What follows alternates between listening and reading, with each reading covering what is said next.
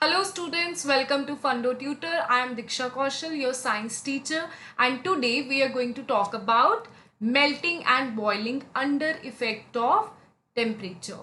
Effect of temperature का मतलब क्या है?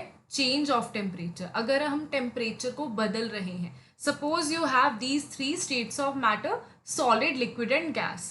अगर आपको एक स्टेट को दूसरी स्टेट में कन्वर्ट करना है, उसके लिए हमें टेम्परेचर बढ़ाना पड़ेगा या कम करना पड़ेगा।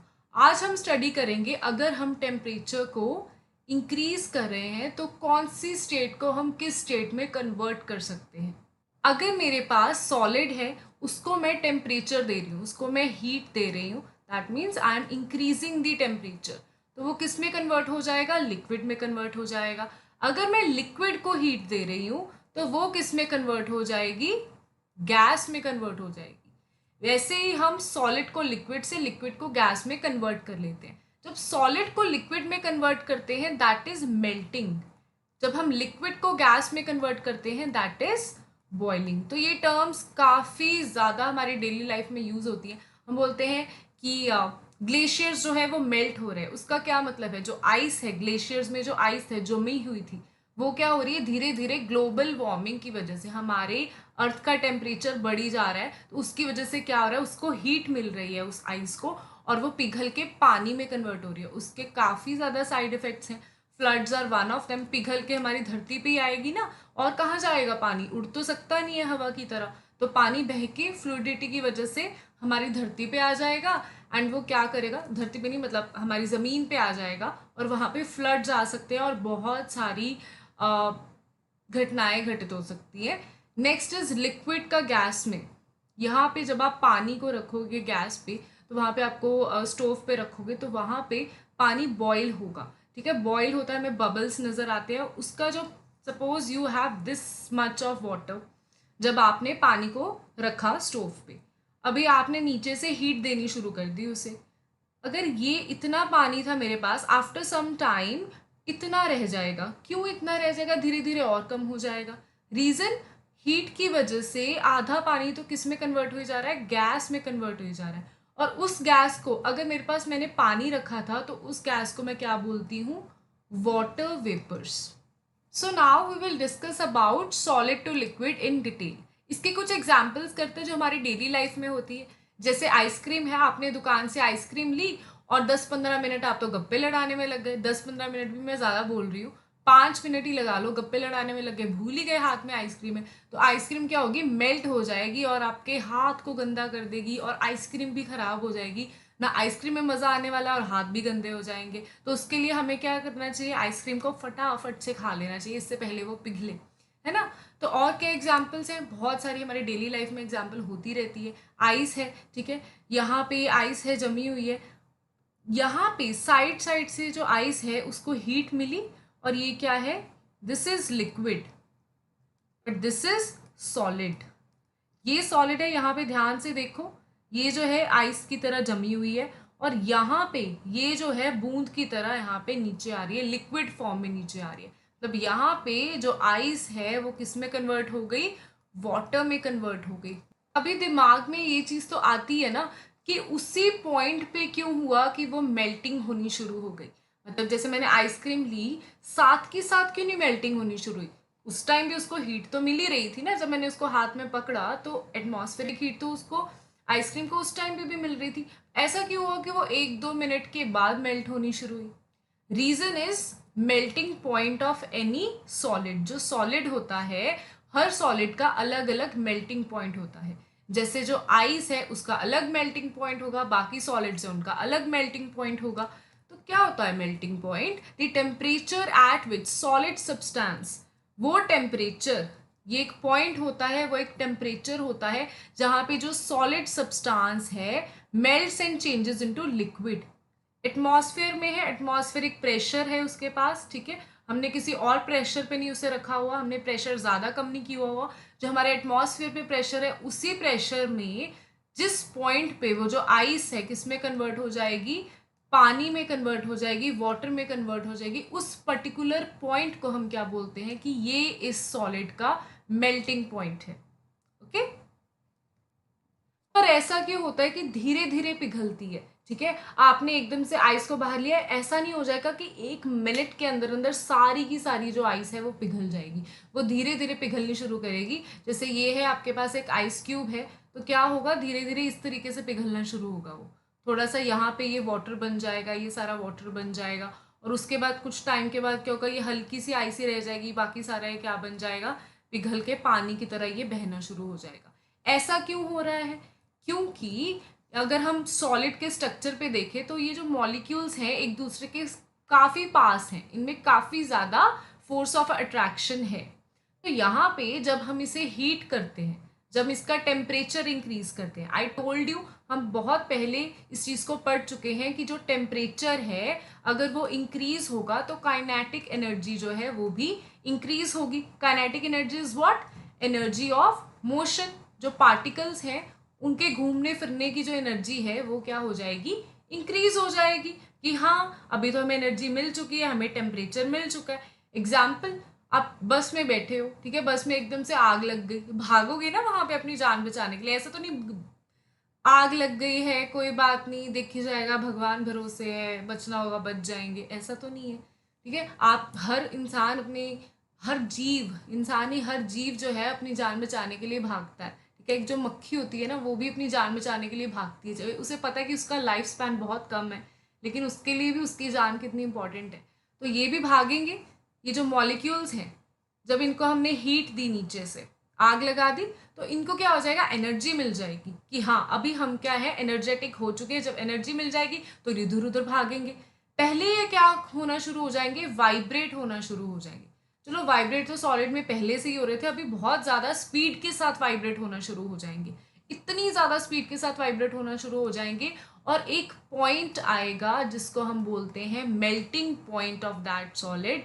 वो उस पॉइंट पे क्या होगा, इतने ज़्यादा वाइब्रेट हो जाएंगे कि वो एक दूसरे से अलग ही हो जाएंगे।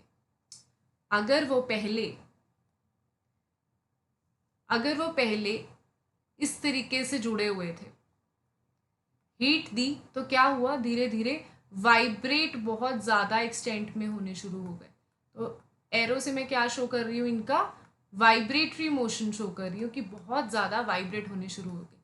एक पॉइंट ऐसा आएगा, इतने ज़्यादा एनर्जी मिल जाएगी कि एक दूसरे से अलग ही हो जाएंगे। देखो अलग अलग हो गए, और फिर जब वो एक दूसरे से अलग हो जाएंगे, फोर्स ऑफ अट्रैक्शन वीक हो जाएगी, वो अपनी स्टेट ही चेंज कर लेंगे। सॉलिड से किस में कन्वर्ट हो जाएंगे, दिस इज सॉलिड, और ये किस में कन्वर्ट हो जाएंगे, लिक्विड में कन्वर्ट हो जाएंगे। अच्छा, तो अभी मुझे ये बात बताओ कि ऐसा क्यों होता है, आइस क्यूब है वो धीरे धीरे मेल्ट होता है, ऐसा नहीं है कि 1 मिनट के अंदर अंदर, 1 मिनट क्या, ऐसे चुटकी बजाई मेल्टिंग पॉइंट आया और एकदम से सारी की सारी बर्फ पानी में।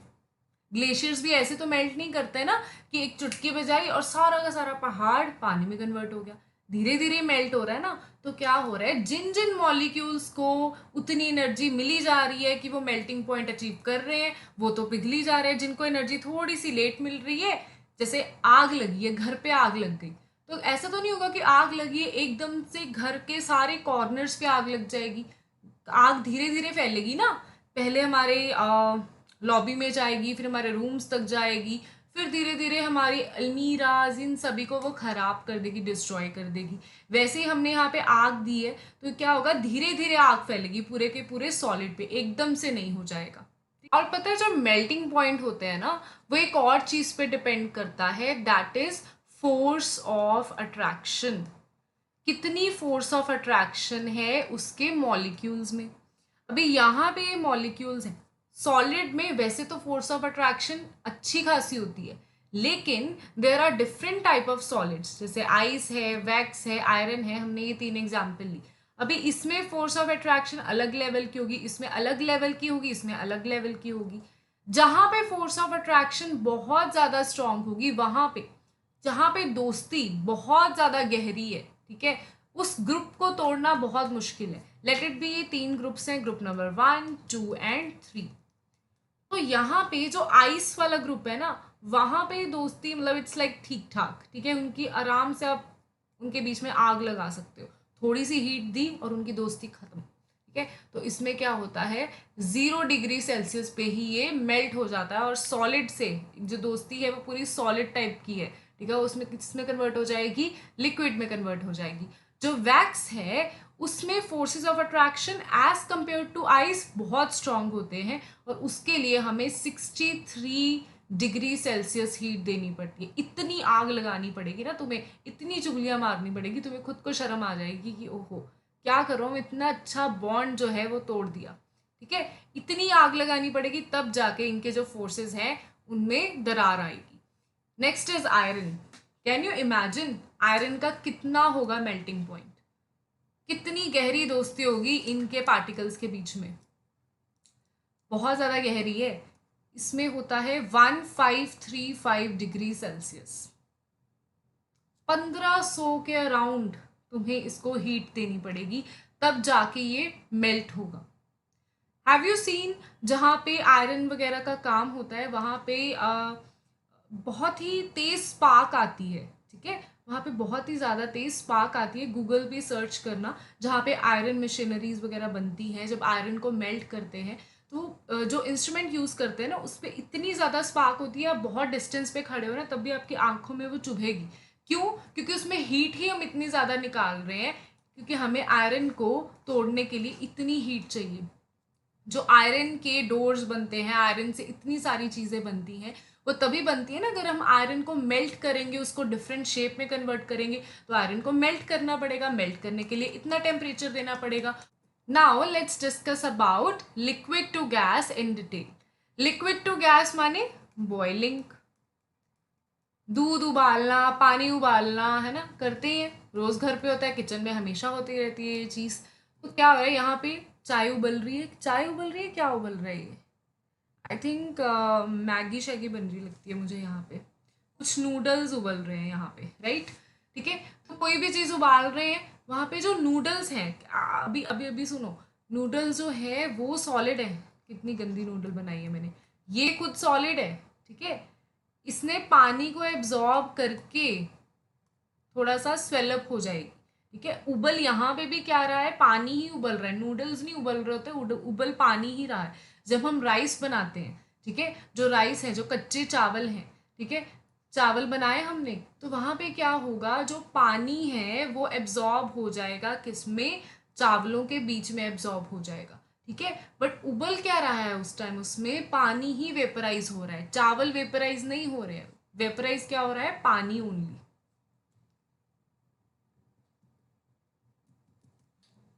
जैसे हमने वहां पे डिस्कस किया था मेल्टिंग पॉइंट, तो इसका भी कोई पॉइंट होता होगा, उसी पॉइंट पे जाके वो उबलती है ये चीज, तो वो पॉइंट क्या है, बॉइलिंग पॉइंट।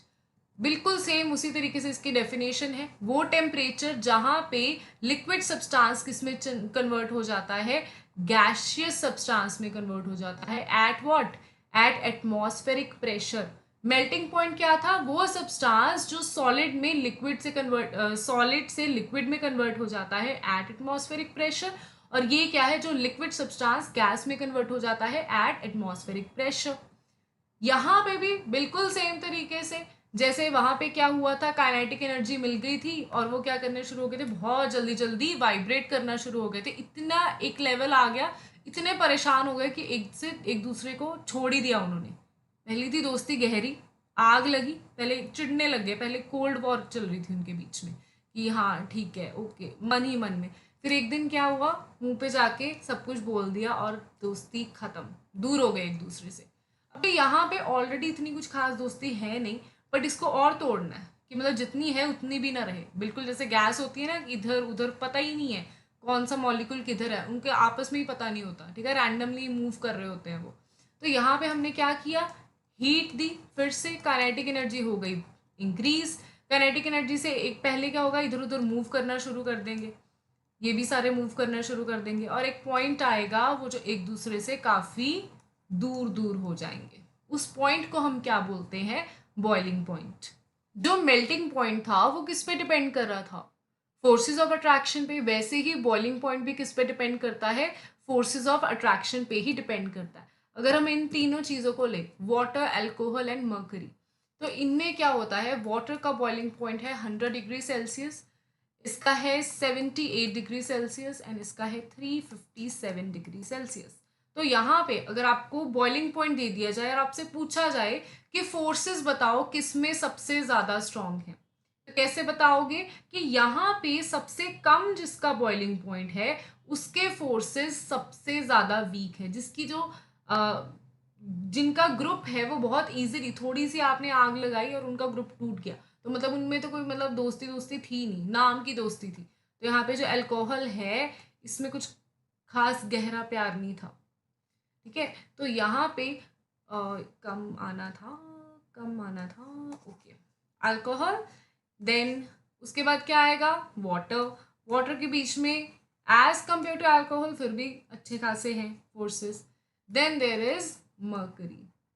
मर्करी में तो बड़े ज़बरदस्त फोर्सेस है, तोड़ना मुश्किल है, तोड़ना क्या है, मुश्किल है। अच्छा, मर्करी यूज़ कहाँ पे होती है, थर्मोमीटर्स हैं वहाँ पे मर्करी यूज़ होती है। एंड चाहो तो इसकी पिक्चर निकाल के देखना, आपको दिखेगा, यूट्यूब से भी सर्च कर लेना मर्करी, लिक्विड मर्करी कैसे दिखती है, तो बहुत ही प्यारी सी दिखती है, ग्रेइश मेटालिक सा इसका कलर होता है, तो इट लुक्स वेरी प्रिटी। तो बच्चों आज के लिए सिर्फ इतना ही, नेक्स्ट लेक्चर में हम पढ़ेंगे कॉन्डेंसेशन एंड फ्रीजिंग, और वो होगा टेम्परेचर को कम करके। Thank you so much.